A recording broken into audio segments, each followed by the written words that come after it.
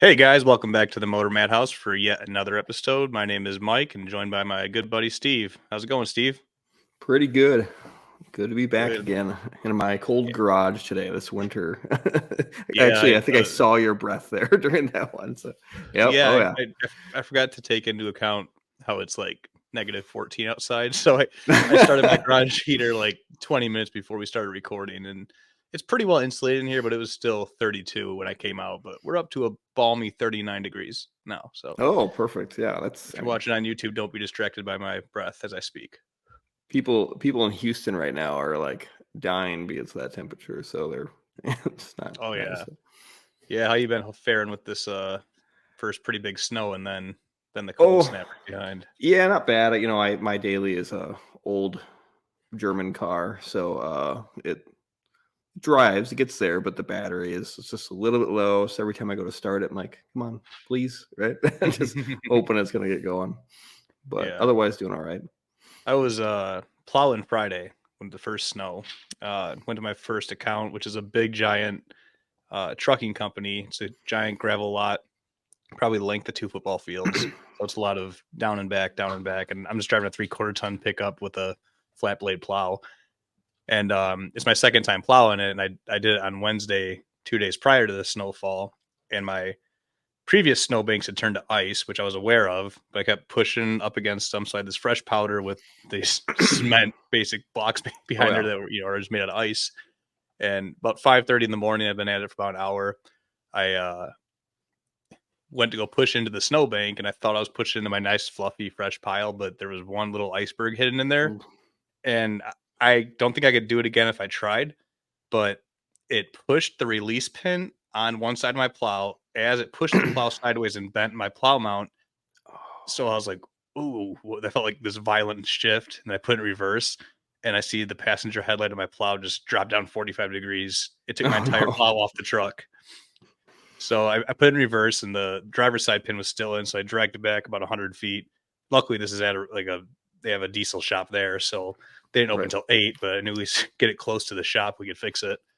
And after I got it back there, I put it in drive, move forward, and the driver pin just falls out, and the whole plow's off the truck. And I'm like, great, we got 10 more inches coming today. This is gonna be great. But yeah, it took about 2 hours. I had to go home, get a floor jack, and a couple. Yeah, those aren't easy to get on by yourself. No, it's not easy to do in a warm garage. Yeah. So it was.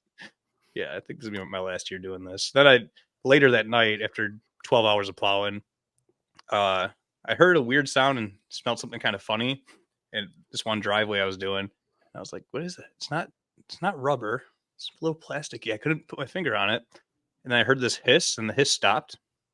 All the gauges looked good. So I'm like, oh well. So I just kept going. 2 hours later, I mean, I've been driving around and just beating the hell out of it.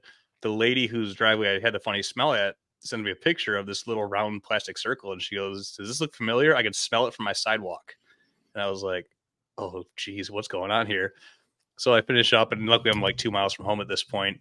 Pop the hood, and the pulley on the belt tensioner, it's a 6.0 Chevy truck, gas motor, obviously. And it had smoked the entire pulley that shredded off the bearing, and somehow the serpentine belt stayed in line and snapped down onto the bearing that had nothing left in the middle and just spun and ran fine for 2 hours. The belt was starting to fray a little bit, but it wasn't burning.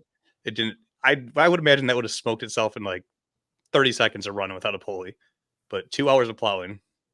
I think I saw you posted a photo or a story on that, Yeah. right? Like, yeah. Yeah, it was bizarre. I don't know how it stayed out intact. Then I fixed that, and the next day I smoked the alternator. So it's going great. It's great. I was cleaning up at the farm, and I was using a skid steer for that to pick up the snow, which it's just a slow progress, right? Like pick up a bucket, move it somewhere. And I ripped the tire off one of the wheels. It was just low on air, just twisting around, right?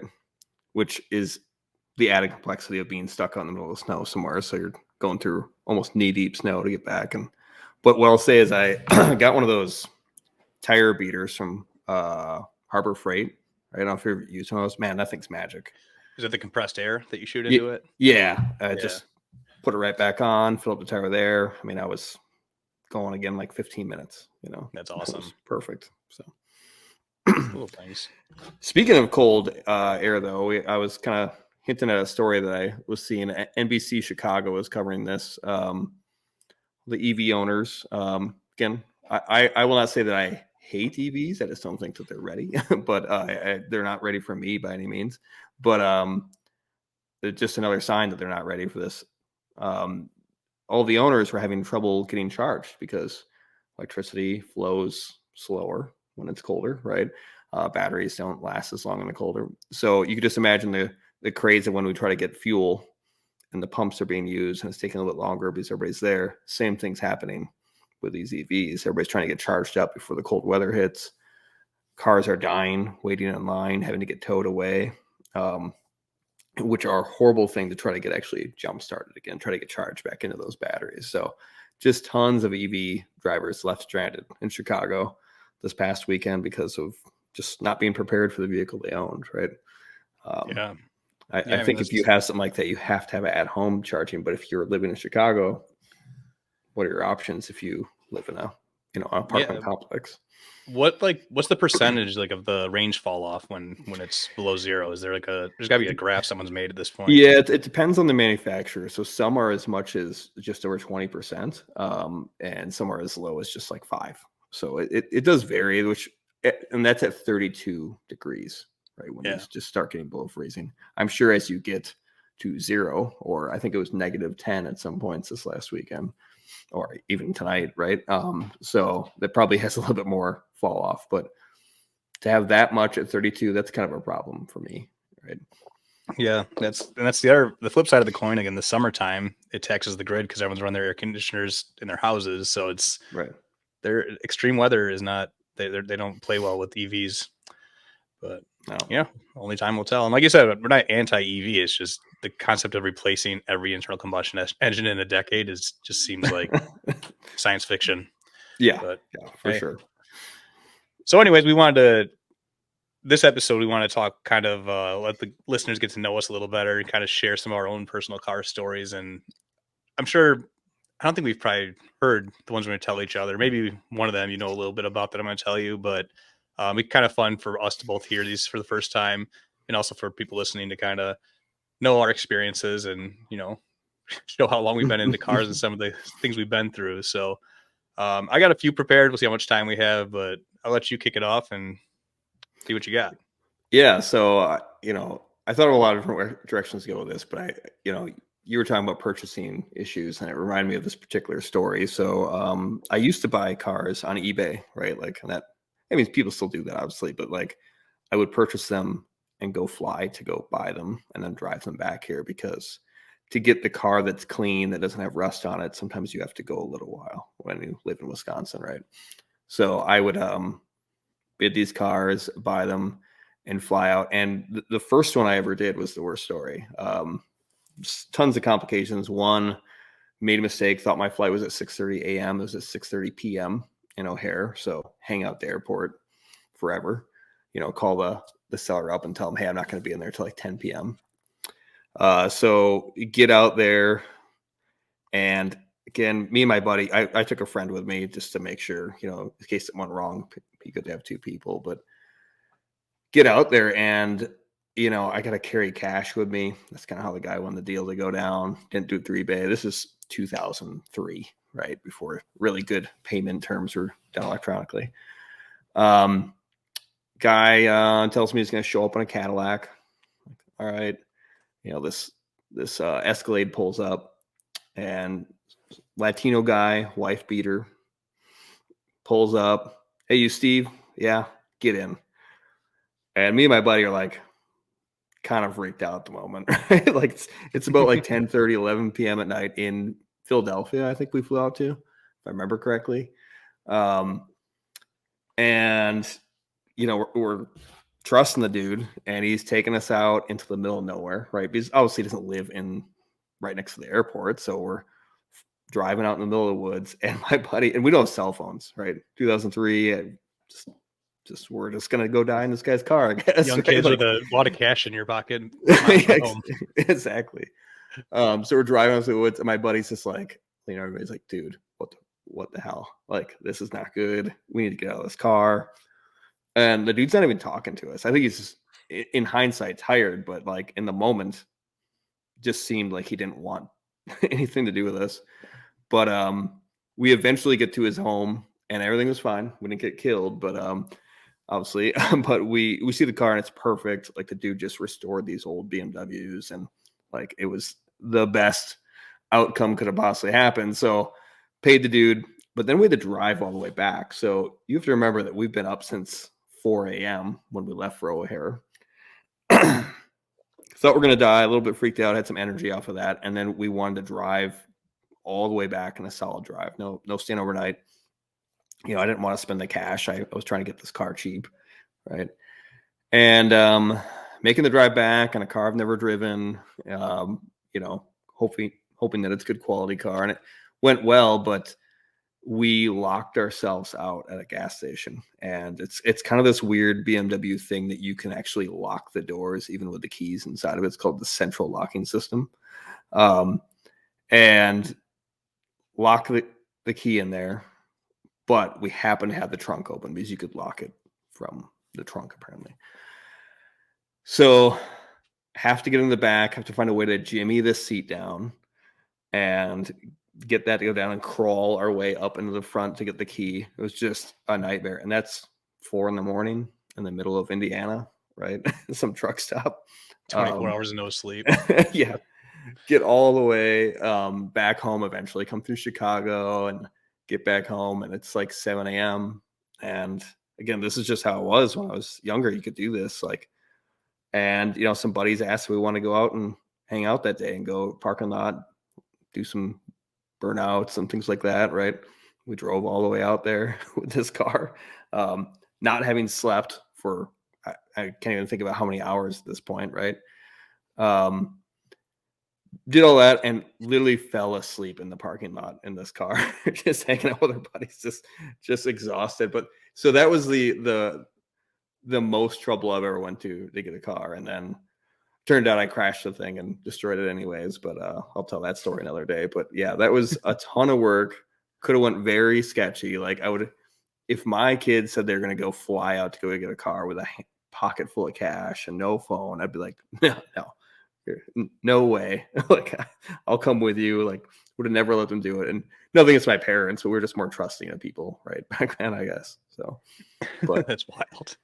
Yeah, that was the furthest extent. I've bought multiple cars since then on eBay, but I think I was a little bit safer going forward. So. Yeah, you learn from your past experiences. Exactly. Yeah. I got another one that's in the lines of buying a car. This was about 10 years ago. I was selling my 08 G8 GT. That was the Pro Charge one I mentioned before. It was like 600 wheel horse. Love the car, but it was an automatic. I got bored with it, and I wanted to get into a 6-speed. So I put it for sale on Craigslist, and there's a buyer from Oklahoma who wants to buy it. And he said he's going to pay cash for it. I'm like, sounds good. And then I was like, he's like, can you meet me in St. Louis? And I was living in Rockford, Illinois at the time. So it's about 5 hours to St. Louis. And I'm like, well, yeah, but then how am I going to get back? Like, okay, I have a couple options. Have someone follow me down there and drive me home, trailer it down, and then come back. Or I could try to live a little and try to line up a car purchase in St. Louis while I'm down there and buy another car and drive it home. So being 24 years old and being a car fanatic, I was like, I'm going to try to do this. I'm trying to buy a car when I'm down there. So I start hunting that night, and I find a C5 Corvette 6-speed target top, blue, 80,000 mile, tan interior, real nice car, Corsa exhaust for $12,000. And I'm selling the G8 for 16. So I'm like, this would be perfect. I have $4,000 in my pocket, drive it home. It was a beautiful summer day. I was like, come back with the target top down, jamming some gears. And I wanted to get a Corvette anyways. So checked all the boxes. So I called the guy with the Corvette, tell him the situation. And he's like, so you're serious? Like, you're consider it sold then? And I was like, yeah, like I can't get home if I don't buy it. So unless like I get there and it's knocking or something, like if it's as you describe, I'm taking the car. And he's like, no, it goes anywhere. It runs great. It's super clean, garage kept. So I ironically, unrelated to part of the story I forgot. I just went on a date with this girl like 2 days prior to selling the G8. And she wanted to hang out that night. And I was like, well, I can't. I got to go to St. Louis and sell a car. And she's like, oh, can I go with? And I was like, I mean, we had one date, but sure, if you want to go. So she tagged along with me, and we get there and we're driving down, and I get to the St. Louis Arch. That's how far I am into this trip. I'm like 25 minutes away from meeting the buyer for the G8. I call the guy with the Corvette, just like I told him. I said, when I see the Arch, I'll call you. Make sure you're, give me the directions to get in there. And he goes, oh, car's sold. Oh no. I was like, what? He goes, I sold the car 2 hours ago. I was like, I talked to you last night. I told you what's going on. Like, I'm coming down. I needed your car to get home. He goes, oh, this guy drove 4 hours to get here. I was like, I'm driving 5. How did this guy beat me? I called before him. I told you I'm serious. So nothing I could do about that. Now I'm getting there. This guy from Oklahoma drove 3 hours to meet me. I can't tell him deals off. Neither of us are 25 at the time, so we can't rent a car or anything to get back home. And so we meet the G8 guy. I tell him what's going on, and he's like, "Oh man, like, do you want me to like hang out with you guys till you figure it out?" And I'm like, "No, it's not your problem." So, long story short, he pays me in cash. So I have $16,000 cash. Oh no, in St. Louis. No car. It was not a bad part of town, but still not fun. Just me and some girl I barely know. And so I'm like, okay, like think, get myself out of this one. There's got to be a way out. So I just hop back on Craigslist, punching Corvettes again. Like, what's out there? So just on the other side of the Missouri border in Illinois, hour away, there's a guy who has a 99, what's the metallic red, like that burgundy color, automatic, 70,000 miles. And I think it was like 85 or 9,500 for a super C5. clean car. Yeah. So this was 10 you could years never ago. do that. Yeah. So I call him, like, this is actually a better deal than the other one. So I call him, tell him what's going on. He's like, oh, well, yeah, this is a great car. If you want it, it's yours, but I'm an hour away from St. Louis and I got to leave for a wedding in an hour and 20 minutes. Oh no. Like, good God. So we call a taxi cab, and he's like, how much for a ride to this place? He's like, oh, $110. I'm like, get over here now. Let's go. So he comes over and picks us up and takes us over there. And I've put more thought into buying a candy bar than I did this Corvette. He was one of the door, his wife's dressed up for the wedding. I was like, title, here's the cash. Just hopped it in, didn't even test drive it, drove it home, and the car was phenomenal. It was actually a better deal than the other one. I got home and made money on it. It was I had it for about 3 weeks after I got home, just kind of used it as a daily for a little bit. But it was very exhilarating, but I don't ever want to do that again. I'm trying to imagine that person's perception of that, right? Like, this dude just shows up in a taxi cab with woman in tow, right? Pile of cash and like barely even looks at the car. Like, yeah. And as far as the girl goes, it turns out I was the side guy, so that didn't last very long. So that was the worst part. Or I just scared her off because I was way too adventurous, apparently. But well, yeah, that is a hell of a second date, right? Like, hey, let's go to St. Louis to the G8 and then see what happens. we came home in a Corvette like I planned. It was my only automatic Corvette I've ever owned, but I didn't really have many. Beggars can't be choosers. Well, you flipped a couple of autos into, or those manuals? That was the only auto. I always did manuals. Oh. Yeah. Okay. Yep. Cool. Yeah. I have never driven an auto one of those. I assume they're okay, but it seemed slower. I don't know why. Like I had to like to get to do a burnout. I had to really brake torque it. Like it would not just do it. Like maybe it had super high gears or something. That was a 4-speed in those, right? Or yeah, 40. Yeah, was it still the 4060? I think it was. Probably was. Yeah.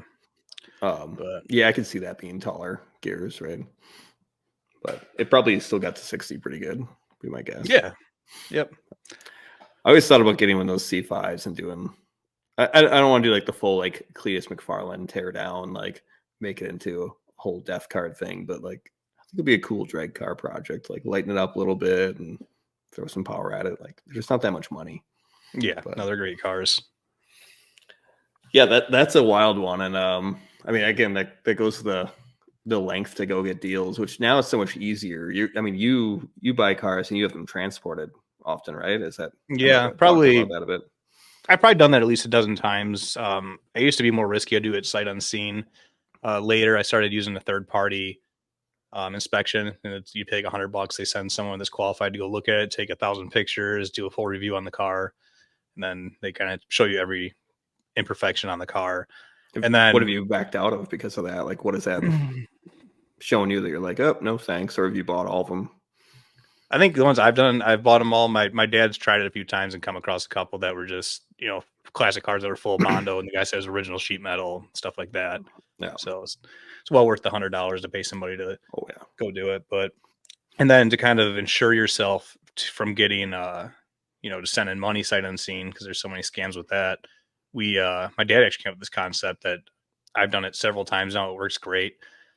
You find out where the guy's at, then you look up his town, find a local dealership that's like, family owned, not some big Chevy dealership, but just some used car dealer that has a good reputation. You call them and you say, I'm buying this car sight unseen. If I give you $100, can you hold the car till the transporter gets there? I'm gonna send the check to you. You give it to the seller. You hold the car. That way, they can't be in on the scam if someone's trying to scam you. And that works phenomenal. They're always. I mean, I did it with my. Bought a Roadmaster station wagon from Maryland a couple of years ago, and the guy wouldn't even take my money. I was like, "No, I'll give you $100. Like, you're ensuring that I'm not gonna get scammed." Like, he goes, "No, you're just not taking up any space. Like, I have car transporters here all the time. He'll just come drop it off." And so it's a great way to, if you ever buy a car sight unseen, just there's no way that guy's in on the scam. So it works pretty good. That's a good pro tip. So yeah. Yeah, so I was thinking of another one. I was acquiring a car, but this was not a crazy story, but unique all the same. So I don't know if you've ever sold a car multiple times, like you sold it, came back to you, sold it again. Ever had that happen? I don't believe so. So I had one that it was kind of a group of friends that we owned this with. So I think we sold it 3 times. To each other? No, to other people. Like completely. I have one car that me and a buddy sold back and forth 3 times. It's actually a part of one of my later stories, but that detail's irrelevant to it. We had a shop teacher. He's the coolest shop teacher ever. If you went to Whitewater High School, Mr. Wentz, everybody knows him. He was just like the best, right? And he'd end up with these cars that people donated to the high school that just said, "Hey, like work on this, have the class have fun with it." And sometimes he just get so many of them that he'd say, you guys go play with this in the farm or whatever, go run it on the track or whatever you want to do with it. Just go have fun. Don't ever register it though. And he gave us this Toyota Tercel. It was a 1989 Toyota Tercel with push button 4-wheel drive. It had a button on the shifter. You can put it in the 4-wheel drive. And I remember us getting on the car hauler, and it was one of those like dolly ones where we just put like the one axle on it, and like it didn't compute to us that it was 4-wheel drive at the time. That was like front wheel drive Tercel, and I'm dragging it with the front tires on this with my Silverado, and somebody had pushed the button, so we're dragging the rear tires down the highway, not realizing like, man, this thing pulls really heavy. But we got all the way home, got it started up, and he said, yeah, the transmission might be shot on it. You might have to fix that. So turned out to be fine, and we beat the heck out of that thing. I mean, we're driving to the farm in the mud, just doing drifts with it, like pretend we're rally drivers, jumping the thing, like anything we do. We'd have a whole car full of people just going over bumps and jumps and stuff like that at the farm, just laughing. And I remember we got a bunch of beach balls, fill it up, and we're just, people with no seatbelts on, just the wildest stuff. And one time we did a drift and it ripped the tires right off of it. Just like the two front tires just came right off the rim. And we get all done with it. And, we had cut some things in the body, I think, did some different mods to it. And eventually we blew the clutch out on it. But, we took it back to the farm and we decided, hey, let's put this thing up for sale. And we found a guy and he paid us $400 for it. We had got this thing for free. So we were happy with that. And we saw him driving around with it for like years. And the shop teacher eventually said something to us like, hey, is that car I gave you that I told you not to put on the street ever? Yeah, sorry. And the guy eventually, I forgot what went with it. Oh, the brakes went out and he just didn't feel like fixing it. So he gave it to us again. And we did some like big front wheel drive burnouts with it. My buddy's place. It just became the vehicle we just, again, trashed on once in a while because it didn't have brakes. And somebody bought it from us eventually because they wanted a fuel efficient car, and they put some brakes on it and drove it for a while. And eventually they didn't need it anymore. So they they gave it back to us again. And so we sold it and we never got it back again. But I think we figured out that we made about $1,500 off this car and didn't do anything to it other than just treat it really poorly. So That's awesome. that was one of the wildest scenarios I had. So whenever I see a Tercel wagon, I'm always like, oh yeah, those things are great. This was just bulletproof, right? Other than the clutch and brakes. Good. True Toyota. Exactly. When you say a car came back to you, I don't mean you like. I didn't expect that you never actually paid a penny for it. It just kept falling back in your lap. We never bought it. We literally had title and everything though, so it was always legit. It wasn't like we were just like moving around, like signing titles, gifted to, right? So, allegedly. Exactly. Yeah. But yeah, that was interesting one, and we did that with other cars too. We had a Subaru Justy that we got for free from somebody, and again, that's out at the farm. We had like 4-wheel trails and different things, so we would just take these cars, get them for $50. I remember we had a shifter linkage that broken along. We just used a vice grips to hold it together, and just drove it home and then welded it and bombed around on that for a while. So we had a Silverado we did that with, but yeah. And a Ranger, so lots of wild little beating on cars out at the farm. It was a good time. Nice. Yeah, the one I kind of alluded to when we were talking earlier was so like I mentioned before, one of my favorite cars is a 59 Buick. That's the logo for the podcast, and that was a car that I owned. But I've actually had 3 of those, and only one ran. But the first one I ever got was a 2-door, which are very hard to find and very valuable.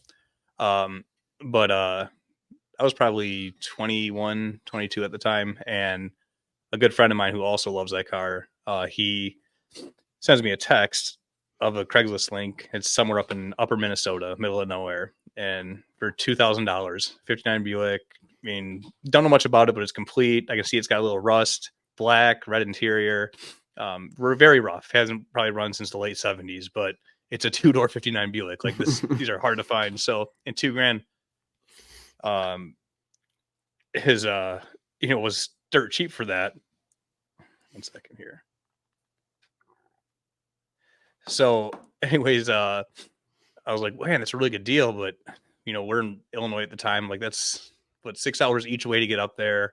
I'm like, man, that's just way too much work to go with that car for $2,000 right now. So like on a whim, I was like, well, I just met this auto shipper who is he's such a character. He delivered a 73 Mustang for my dad, and he left an impression on me. And I was like, this guy's really funny. If I ever need something shipped, he was a owner operator, had his own truck, giant rig, enclosed trailer. And I call him just to get a quote. Like, how much would it cost for you to deliver a car non-running, no brakes, from middle of nowhere, Minnesota to Rockford, Illinois? And he goes, what's the name of the town? And I was like, whatever it was, tell him. He goes, well, here's the thing, Mike. I'm an hour from that town right now. And I was like, oh, really? And he's like, have you paid for it yet? I was like, no. He goes, how much is it? I was like, $2,000. He's like, here's the thing, Mike. I got $2,000 on me. You want me to pay for it? And I was like, okay, this is meant to be. I have to buy this car. So I called the guy back who I told him like, oh, I'm gonna see if I can come out next week, maybe, the seller. And he's like, hey, I got a shipper that can be there in an hour and give you cash. And he's like, what? Okay.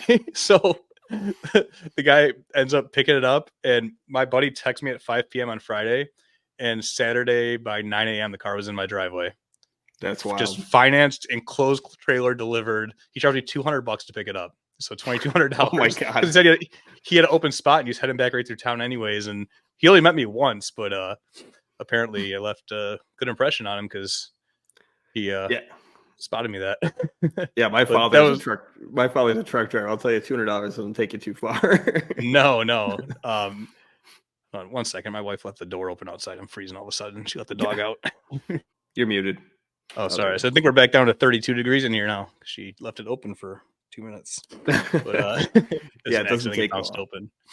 No. Also, I was like, why am I freezing again? Oh, the door's cracked. Yeah. Anyways, that was a wild one. But then my buddy who found the car, it sat in my garage for like 3 years, and I was moving, and I was like, well, if you can come get it, you can have it. So I sold it to him for the same price, and then he didn't do much with it. So 2 years later, I bought it back. And we might have done it one more time where I sold it to him, he sold it to me, or he just stored it and then exchanged money. It was going to be his. But that one we never got around to. And I found the 4-door flat top that became my driver, and that car just didn't have space for it. So I sold it to a guy down in Kentucky. But I might, as I was thinking about the story, I might hit that guy up and see if he ever did anything with it. Maybe I'll buy it back because it would be hilarious. Just over 12 years, just keep moving that car around and no one touched it, because I could actually finally have space to do something with it, the next 5 years. But we had that Fox body that was in my garage. It was kind of like that. Like, you saw that gray one I had for a little while in here. Like, yeah, buddy bought that when he was 16. We worked on it, built it up, and sat for years. We restarted the project, sat for years again. And now I see that thing in Marketplace like every 6 months. Like, somebody else is buying it, selling it, buying it, selling it. I don't know why it's not working out for people, but I mean, the chassis was pretty soft. Yeah, but everyone's like, "Oh, this thing looks great." Then they get it, and they're like, I want something nicer." Yeah, that's the thing. It was repainted, and like it was a beat car. Like, it was an '89. Yeah, it was an '89 Fox body that we bought in 2002. So it at that point was not a collector car. It was just an old car, right? And fix it all up, but yeah, still this old car with probably $20,000 in the motor and drivetrain, right? But, nice. Yeah, so, go ahead. No, go ahead. Say that's probably wasn't what your story. That was just your add on to the mine, right? So for sure. Yeah, actually, I don't have another too wild one like that in purchasing stories or wild scenarios. I have some good like situations we got into, but maybe we'll save that for other ones. I've had some like car racing and some car crash, a really good car crash. Not good, but I survived it. So, but we'll save that for another day. Yeah. But so, yeah, I guess. Oh, go ahead. I was gonna say, I don't know if you had another story too. Yeah. Well, there's one I got that's not so much it's about a car, but more about the motor. So it started out as a car that my dad had when I was in high school. I think he sold it when I was going in my sophomore year. And it was a 70 GTO Ram Air 4 Judge 4-speed, which, if you're familiar with GTOs, that is the cream of the crop. That's as good as it gets. The only thing more valuable than it is a convertible Ram Air 4 Judge. But as far as hardtops go, it was polar white with a red interior, non-numbers matching, which was very, very common on Ram Air 4 Pontiacs. That was their highest horsepower motor. And Pontiac used to use a nylon timing gear. And these Ram Air 4s were high revving motors, and they were all drag cars. So within 6 months to a year being raced, they would strip the teeth off the timing gear and piston valve contact, and they would blow the motors apart. So most of the ones that you see are SR blocks, service replacement. So finding an original WW code numbers matching car is very hard. They're out there, but those are just the ones that weren't raced, which was, not very common. So we found this one as a project, I think when I was like in 8th grade, and pick it up, and it was in Wisconsin, not too far from where you're at, so pretty close to me. And the guy tells us the story. It was a drag car all through the 70s, had all these different motors, had a 455 in it, but he had a bunch of parts to put back together. So we get it home and full frame off, build a date coded correct Ram Air 4 motor, put it all together, frame off, restore, like I said, and he sells it my sophomore year to. He didn't quite finish. I think it got like 85% of the way, but he had so many cars going at that time, we just couldn't get to them all. So a friend of a friend bought it who was a pretty big into Pontiacs, and he finishes it and sells it. And then the car, kind of like that Mustang you're talking about, it just became kind of an eBay whore. You just see it on eBay all the time. It was on auction. It was like, it never found a home. So let's fast forward till this is 2011-ish. So this is years later. I'm probably 21, 22 at this point. Before I could really play with cars, I was probably younger. I think I was like 19 or 20. Before I could buy and sell a lot of cars, I was playing with rare car parts because they're more affordable. So I put out wanted ads for Pontiac Ram Air 4 parts, Buick Stage 1 parts, old W30 parts. So I just had them all over Craigslist. And one day a guy calls me and says he has a Ram Air 4 engine block. And I was like, what? Like a WW? He's like, yeah, for $1,600. I'm like, what? Okay. It was like every penny I had at the time, but I was like, all right. So I drive up there and I pick it up and look at it, and sure enough, and it also has a partial VIN on it. So I was like, this went to a car. So I get home and just out of curiosity, the motor has the serial number of the car, then the year it was built in the factory. So it said like 0B for Baltimore, and then 6 digits for their serial number for the car. So I was like, well, Ram Air 4s are super rare, and it's a 70 block, so it's I know all the numbers before it would be like 24237. 2 is Pontiac, 42 is GTO, 37 meets hardtop. Unless it came out of a convertible, but they only made like 30 of those, so I doubt it came out of a convertible. So I just put in the VIN number 242370B, those 6 digits. The GTO Judge Registry comes up, polar white, red, which they didn't make too many of those either. Right. And then I put it together. It was less than an hour from my dad bought that car all those years ago. And I went, this is the numbers matching motor for the car we used to own, which this never happens. Like, I can imagine if I found it when we had it, it adds like 20% of value to the car. So the car was on eBay at the time. So it had some dealership in Florida that was selling it. So I contacted him, and I was kind of like, I could have been a dick and just been like, hey, what are you going to pay? Right, it's going to add a massive chunk of value to your car. But we agreed on a price, and I was very happy with it. It would be the biggest home run I've ever had of any deal. And he's like, all right, send me the pics, prove it. And, we'll go from there. So I sent him the pics of it and never hear back from him. And I'm like, what? Is he suspicious? Like, what's going on? Right. Then a friend of my dad calls me and he goes, did you check eBay? And we're like, no. He goes, the guy listed your pictures with his car and said now selling with numbers matching motor. So he wanted to get it sold, and then he's going to pay me. Yep. So I was like, oh, wonderful. So whatever. Like, if he sells it, he's still going to do it. Hopefully it adds value. Then I get a call from another Pontiac guy I knew from years ago down in Arizona. And he's like, man, I'm on your side with this. All those people on that forum, like, calling you a scammer. I'm like, wait, what? Like, what's going on? It's like, some more you got looped into it. Shoot. So the guy my dad sold it to saw it on there, and then he came to the conclusion that my dad either restamped a fake block and sold it to this guy, or that we withheld the numbers matching motor from him just to hold it for ransom later. And he would not be convinced otherwise. So he goes on there and starts slandering me and my dad, saying, he said, we're Buick guys and we don't know anything about Pontiacs and this and that. And I'm sitting here, God is my witness, going, no, I bought this engine block. I couldn't believe it either. I know it sounds crazy. And long story short, the guy who's selling the car wants nothing to do with it. He doesn't know if he can trust me anymore. He thinks I'm trying to scam him because this guy just asserted it, and all these are big wig collectors believed him. And I'm like, wonderful. So whatever. I'm just gonna put the motor on the block or on eBay. It's still a WW block. Someone with a Ram Air 4 will buy it. Right. So this guy from Canada comes down to buy it. And he's like, yeah, he goes, I've had a ton of Ram Air 4s. He goes, I saw the pictures of those stamps and all the numbers. He goes, if this is fake, you did a hell of a job, because these are the exact perfect factory stamps. So he gets it home and he has 3 other WW blocks. So after this is all said and done and it all kind of settles down, he comes on the forum where everyone was calling me a scammer and he goes, I have 3 Ram Air 4 blocks sitting next to this one. He goes, I put in my chromer on all of them to see if it's been decked, like resurfaced, to take the numbers off and restamp. He goes, not only is it the original thickness, it's thicker than my other 2 original blocks. He goes, it is by far, it is untouched. All the numbers are the exact same as all the other ones. So he puts this big on, like, all this forensics he's done to show that there's no way it was ever resurfaced or changed. Like, it's all original casting. And the guy who accused me of being a scammer just replies, no need to convince us. You already talked yourself into it.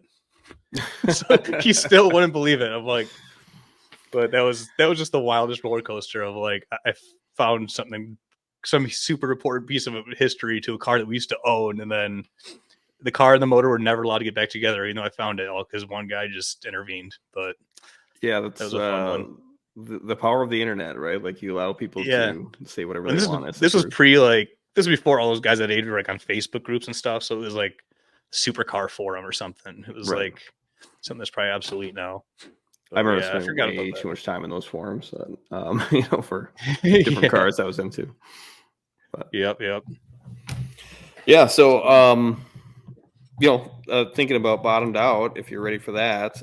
Sure. I actually was watching another show not long ago, and there was somebody, it was a younger guy, who was arguing that cheap cars don't exist anymore. That all of them got bought up by all of the 40-plus-year-olds, and it's left nothing for the 20 and 30-year-olds, right? So we used to be able to buy, this guy was saying, you used to be able to buy an air-cooled 911 for 15 grand, and now you can't do that. Well, I mean, that's just how it kind of works, right? We've kind of talked about, it's kind of like a window of time that these cars exist in, that they are cheap and they will eventually get outside of that window and go away. You'll be able to afford them anymore. And it was just interesting that he really felt that all those cars were gone, but I mean, you're just not correlating it correctly. Like, you have to then think about, that was 2008 that he was talking about. That one, $15,000 in 2008 is what, like $28,000 now, right? Buying power. And it's just a different kind of car. Like, so now you'd be looking at like what's in the 2010s, that's kind of gotten to that cheap. And if there's a car that's $8,000 now, like we talk about how we used to buy Fox bodies for $4,000 or whatever, like that was a thing, right? Or whatever cars. Now if you can buy a GTO for $8,000, that's a steal. Might even be a better deal than that ever was. So again, just to think about that, I think there's still deals out there. There's a lot of them that they maybe aren't ever really going to be our cars, but kids that are 16 that always wanted to buy one, like, they're getting of age, they're going to be able to buy that dream car they wanted again. So with that said, the one I thought about, I think about a Japanese one. I've done a couple different countries of origin, and I'm going to go with the 370Z, which I know isn't that cheap yet, but they made them for so long. You can get like a 2011, I think is when they made them originally, and they're all kind of the same. The 350 isn't that much different when you really think about it, but it's the same thing when you look back at the 240s and 260s and 280s, like, which all of those have LT ones and them are LS ones, but it's a whole other story. But same things happen in the 350s. But I think the 370 is kind of going to be about as cheap as it gets. Even the new 400 is the same car. But most of them have been drifted. Most of them been road raced, tore apart, like just crashed. So, but there's still a few out there, and they're not really that sought after because the Supras and everything else came out. And I've seen some in the teens. And again, if you have that kind of, passion for a Japanese sports car, which it's not my favorite thing, but I think I respect them, right? I think the V6s sound awful, but that's just my own feeling on them. But it's a cheap car, good transmission, rear-wheel drive. Yeah, exactly. Rear-wheel drive. You're sitting over the axle. It's a fun little car. Then get in the teens, and I just don't see that ever going down. It's just people who used to love those Datsuns back in the 70s. You're going to have that same era of people that just loved the 370s, like in the Bush era or whatever you want to call it, right? So I guess that wouldn't, be actually probably Obama at that point, but you know what I mean? Right. So that's the one I'm sticking with. And I've driven a few of them. I don't know if have you driven a 350, a 370? No, but a mutual friend or a friend of a friend had drifted one, and my buddy was telling me how he would drift this thing on the weekends and drive it to work all week long, and the thing he could not believe the abuse they could withstand. But they're fast little light cars for what they are and cheap, and great drifting platforms. I mean, there's no shortage of those. But like you said, it's kind of like Fox bodies being turned into drag cars. It's just they were cheap, fast, good platforms. So it's hard to find a nice original one now. Yeah, I think it was a VQ series motor, so it's not like all that closely related to what was in the GTR or whatever of the era, but like what was in the Infiniti G35 and the Q50. Oh, like my brother had a G30 or a Q35 a few years back, automatic. So it was the same car. Yeah.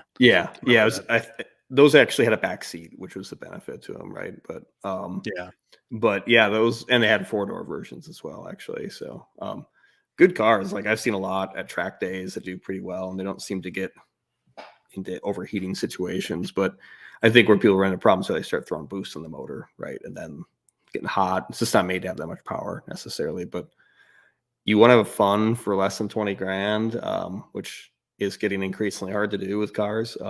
And if that's your flavor, I don't think you'd be losing money owning one of those. I think if you sat on it for a little bit, you'd probably be okay for a while. Again, to call out the Preludes and the Integras and everything else from the early 90s, that's kind of gotten kind of wild. I don't know if they'll do that, but you're probably safe to say that you could make $5,000 off of it if you kept it for 5-10 years.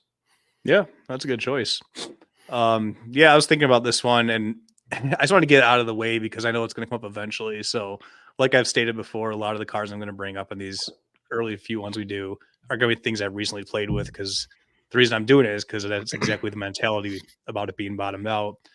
And there's a lot of cars that we got a little glimpse during COVID when all the prices went crazy. Oh, for sure. So, I mean, you saw the Vipers go nuts, you saw the Fox bodies go nuts.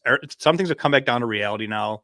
A lot of that's from the interest rates being so high, but you can see what wants to take off when people want to move money into cars, and these were definitely in that category. And I had one that I sold right after the hype kind of started to settle down, but the 94 to 96 GM B and D bodies, I'm going to lump them all together because I'm not going to do an episode on the Cadillac Fleetwood, the Impala SS, the Roadmaster wagon.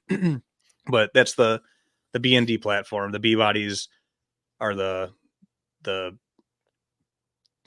forgot which one's B and D. I think B is the Caprice, Roadmaster, Impala, and then the Caddy's the D body. It's on a different chassis or a little bit different, longer wheelbase, I think. But they all came with the LT1 motor.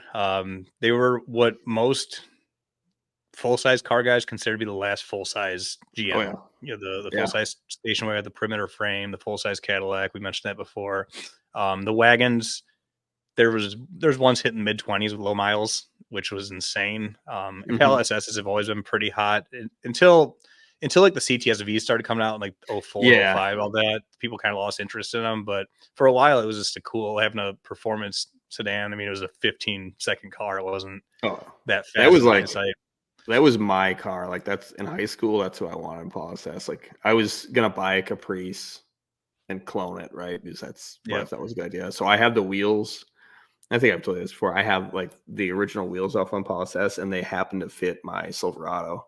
So nice. They're actually on there, which I'll say it looks really good on there. Actually, it fits the truck really well. But yeah, I couldn't afford those because I had a Buick Roadmaster as my first car, which is, that's a B body, and I put the old school full size 15-inch Buick Rallies on it, so I had the Buick center caps and stuff. And then my dad actually kind of taught me like welding and body work. We cut the hood scoops out of a rusted 70 to 72 GS hood and grafted them into my Roadmaster and painted the hood. So I had a 70 GS hood. I put all GS badging. So I made a Roadmaster GS out of a because I couldn't afford a Impala SS. But that's where I'm kind of partial to those cars. We had two 94 Fleetwoods growing up. We actually had a 95 Fleetwood limo that my dad had that we would take on vacation and stuff. We got it for like nothing. It was an eBay purchase, and it was out in Colorado, and it was like going nowhere. So he like bid like $6,000 or something, 40,000 miles, and he won the auction. He's like, oh, I guess maybe we'll pick it up. So he had one of his friends fly out to Colorado and drive it home, and that was 2004. I mean, the car was only 9 years old. It was insane. Wow. But we took it to Yellowstone.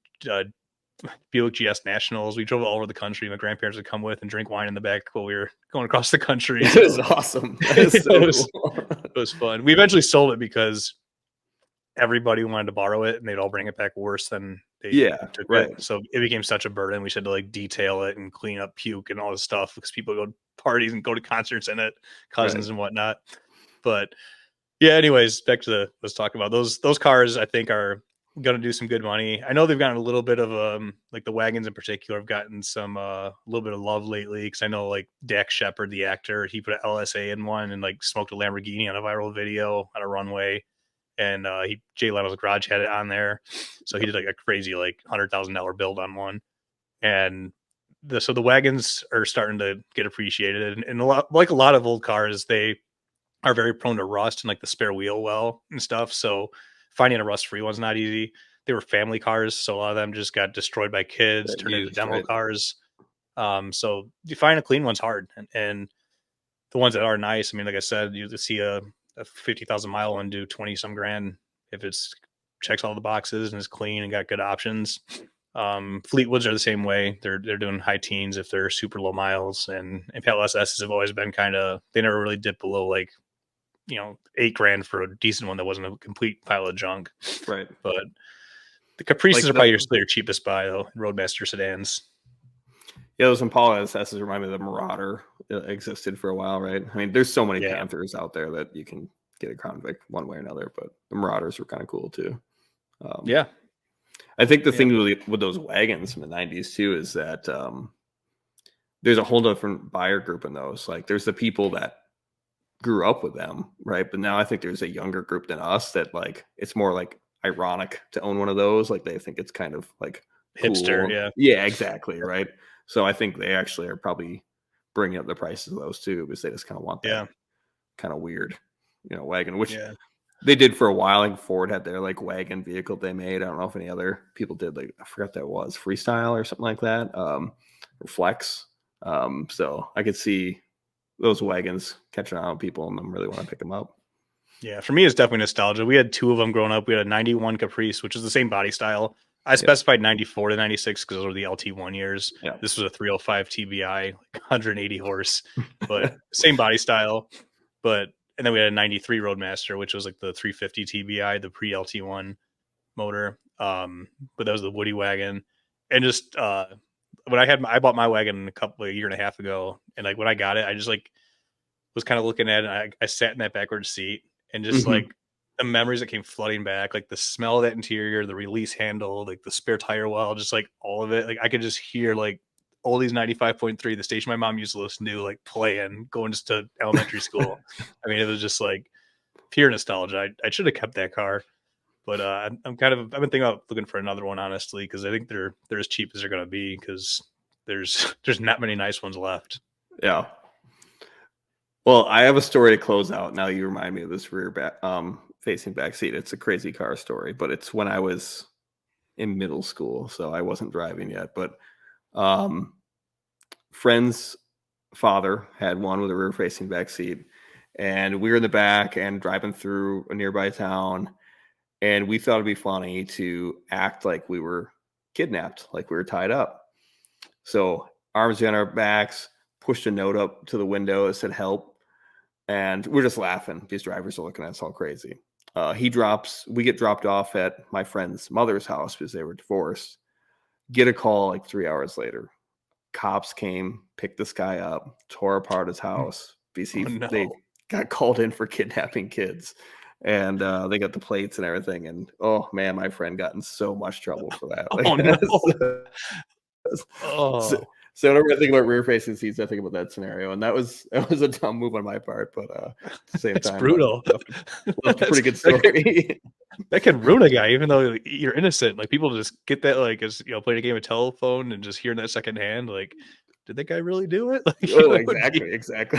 Whew, ooh, that's brutal, man. Yeah, so just just hope your kids don't leave any paper back there for your kids to write on. No, no, definitely not. So Awesome. Well, yeah. Hey guys, like we said before, please like, comment, review, especially on iTunes. Help boost the algorithm a little bit. Follow us on Instagram at the Motor Madhouse. Anything else you want to say, Steve? no, no, I'm just yeah. I'll have to get you some photos of those Impala SS wheels, my Silverado. I'll share those with you so you can see what that looks Heck like. yeah. But no, I'm ready to do this again and talk more cars with you. But I'm ready for it to be warm so we can get out there and do some I things. can't But wait. Yeah. Oh, yeah. It's the other thing. Real quick, I had my, I think I've told you a couple episodes ago, I want to get that motor pulled out of my parts car and into this car. And I've been toying with it and I got it pretty close, but basically where it's at is I changed the valve stem seals. I changed all the oil, plugs, whole ignition system. It runs phenomenal, but once it gets up to temp, it just keeps billowing smoke out of the oil fill on the valve cover. But the more I was watching it, it's also wisping off the outside of the cylinder heads. It's not anywhere where it's leaking. I think it's just built up old carbon that's just as it burning says, off. pressurizing and or Yeah, just well, I think it's burning. just burning off. I think it's just Oh, old okay, junk. Because now that okay, the oil's out of it, I was just suspecting that that bad oil was probably 10 to 25 years old. Who knows? It's just black. Um, but it's been sitting forever. So it's got a little fresh oil and it's doing the same thing. It's definitely not seals because now I fired it up when it was cold. There's no puff out of the exhaust. There's okay. nothing. And it's the only reason I can't let it run too long is the radiator is shot in it. So basically my next step is I want to pull the current radiator out. Then my buddy sold me an aluminum radiator that doesn't fit the car I'm going to put it in, but it will work if I just strap it in place temporarily. Yeah, and then just let it run for like an hour, just rev it up and just let it burn everything off. So I think I just haven't let it run long enough to burn off all this old junk that's stuck to all the cast iron, because it's got great compression. So I know the rings aren't leaking. I did all the valve stem seals. So it's got to be just, runs too good to be a problematic motor. I don't think it's damaged. I would imagine it's been sitting for a long time. That's probably likely it, right? Yeah. So, but then we got hit with a foot of snow. Snow's buried. So that's just kind of put a little damper on everything. See you in 2 months. Yeah. Anyways, so yeah, we'll see you guys next week. Later.